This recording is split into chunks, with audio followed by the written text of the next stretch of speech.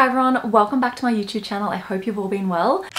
So it is time for my annual wardrobe switchover. So I have broken this routine down into 5 easy steps for you guys to follow, and I have found just in general, if I create a little bit of a routine around everyday mundane tasks, it helps me to not only enjoy the whole process, I find it quite therapeutic, and it helps me to save money, especially when it comes to your wardrobe, because we are lucky enough to have access to platforms like eBay, Vinted, Depop, Facebook Marketplace, where you can make back a little bit of money from the clothes that you no longer wear and put that towards your wish list.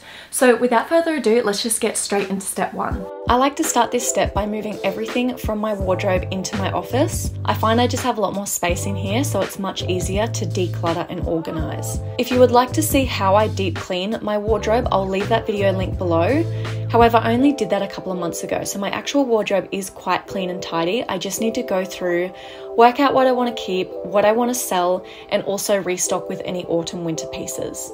So with anything that I want to keep, I'm hanging it up on a railing, and then I'm putting aside anything that I no longer want. If you are someone that wants a minimal wardrobe but you find it really hard to let go of pieces, I highly recommend creating a wish list, because by having that, you start to look at all the pieces in your wardrobe with dollar signs, and they're much easier to let go of.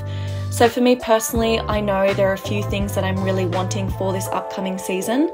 So I'm being quite ruthless and looking at anything that I can potentially sell, and just the pieces that I'm no longer gravitating towards. If you're struggling to stay motivated throughout this step, it's always good to listen to music in the background or watch videos just like this one. I find so much inspiration and motivation by watching other people declutter and organize their wardrobes. Moving on to step 2, it's time for the switchover. So in a lot of these videos, you will see people putting away all of their spring summer clothing and bringing out all of their autumn winter clothing. However, because of the climate that I live in, we have very mild winters. So I will be leaving all of my spring summer clothing in my wardrobe and just adding all of my heavier pieces like my knitwear and my blazers. So I really enjoy this process because there are a few pieces here that I completely forgot that I had because they have been packed away for so long. So this is why it's really important to do this as well before you add new pieces to your wardrobe, because if I'm honest guys, I'm looking at a few of these pieces and I'm thinking, uh-oh, we've got a few double ups here, because I do have quite a few items that I've already purchased for autumn winter. Now, although I don't pack away all of my spring summer clothing, I do rearrange my wardrobe in a way that makes all of my winter clothing a little more accessible. Now, step 3 is all about clothing maintenance, and if there is a time that you are going to lose motivation throughout this whole routine, it is now, because it's quite a mundane task. It's all about ironing, steaming, repairing, debobbling all of your pieces. However, this is probably one of the most important steps throughout the whole routine, because it really helps to give your clothing a longer life, and it also makes you appreciate your clothing. And I don't know if something happens on a psychological level throughout this process, but having that one-on-one time with each piece really gives you a sense of appreciation for each item. And I honestly think that this is what helps to have a minimal wardrobe, because you're not always wanting more, because you're really happy and grateful with what you already have. So with that being said, it's a very important step. However, it is hard to stay motivated. So now is the time to watch a bit of YouTube, put some music on, maybe a movie, just to help you stay focused. Now that your pieces are steamed and cleaned and you know what you're holding on to, it's time to move on to step 4, which is selling and donating. So during step 1 and 2, you would have put aside a bunch of clothing that you no longer want. And the way that I decipher on whether or not a clothing needs to be donated or whether I can sell it is basically by looking at the brand name. In my experience, I found it much easier to sell items that are a little more expensive, a little higher quality, and from a brand that everyone knows. So if they're in good condition, that is when I'll go to the effort of uploading it to Depop and seeing if I can make some money from that item. Whereas if it's a piece from more of a fast fashion store, or there is a little more wear and tear to the item, that is when I'll donate it. Now, there is a very fine line when it comes to donating items, and it's really important to be responsible during this step. So if any pieces have any stains or have significant wear and tear, that's when the piece actually needs to be disposed of, and only donate items that you feel someone will be able to wear and enjoy. Now, usually this would complete my wardrobe reset, but because I have been so aware of my capsule wardrobe this past year, I've actually been collecting items for this upcoming autumn winter season. Whether I saw an item item on sale or I saw something pop up on Depop, I would purchase it, and I have been putting it aside in this container.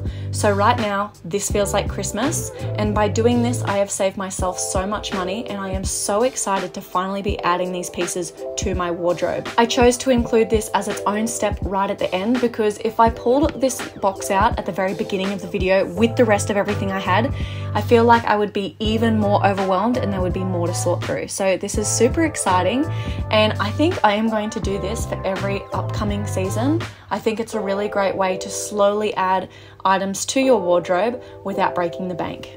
So there you have it, guys. That is my wardrobe maintenance routine as well as a seasonal switchover. I hope you enjoyed this video. I know I was able to cram it into like 5 minutes, but it's actually taken me all day. The sun is now well and truly going down, and I will be moving all of this stuff back into my wardrobe. So apologies that I didn't show you a full-on in-depth wardrobe clear out and me actually organizing everything. I have so many other videos on that, so I will link those below. I wanted to focus a little more on just how I maintain my clothes, how I do a little bit of a reset without doing a full-blown wardrobe declutter and clear out. So I hope you enjoyed it. I hope you got some motivation and inspiration from it, and I am so excited to wear my new pieces. So I mentioned this on Instagram a few days ago and I got such a positive response. I was basically just having a bit of a rant about how much we are influenced online to constantly be purchasing the latest stuff, what's on trend, especially when it comes to handbags and shoes and accessories and clothing, of course.